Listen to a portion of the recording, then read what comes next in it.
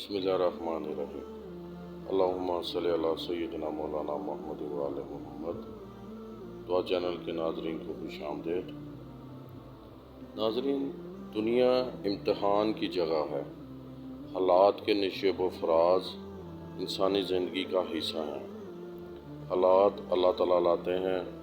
हालात का बिगाड़ और सुधार का ताल्लुक़ इंसान के अमल के साथ है।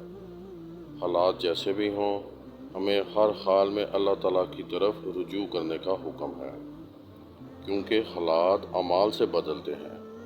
खुदा ना खास्ता आप हालात के चक्कर में फंस गए हैं या दुश्मन के नरगे में आ गए हैं और दुश्मन ताकतवर है और बहुत ज़्यादा हैं और आप में मुकाबले की हिम्मत नहीं और दुश्मन भी आपको ख़त्म करने पर तुले हुए हैं, या फिर आपकी इज़्ज़त को ख़तरा हो गया है, लोग आपकी इज़्ज़त मिटाना चाहते हैं।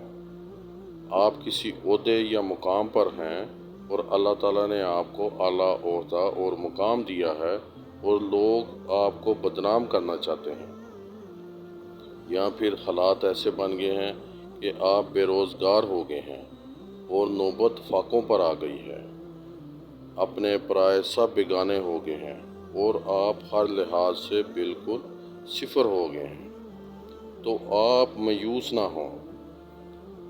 जिस तरह के भी हालात हों, आप हालात के जैसे भी बंवर में फंस गए हैं, तो अल्लाह ताला की ज़ात पर कामिल भरोसा करें और अल्लाह ताला की नुसरत और मदद इस वजीफ़े के ज़रिए हासिल करें और अपने अरूज की नई दास्तान लिखें इंशाअल्लाह ताला।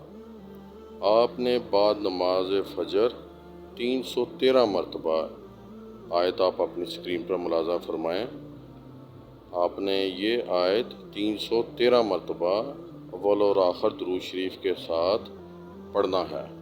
आपने ये वजीफ़ा अपनी कामयाबी के मुकम्मल होने तक पढ़ते रहना है।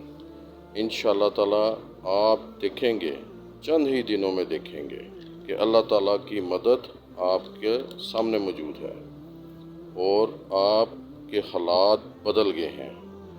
हालात के बंवर से निकलने और अल्लाह ताला की मदद और नुसरत को हासिल करने का ये बहुत ही मुजरब और ज़बरदस्त अमल है।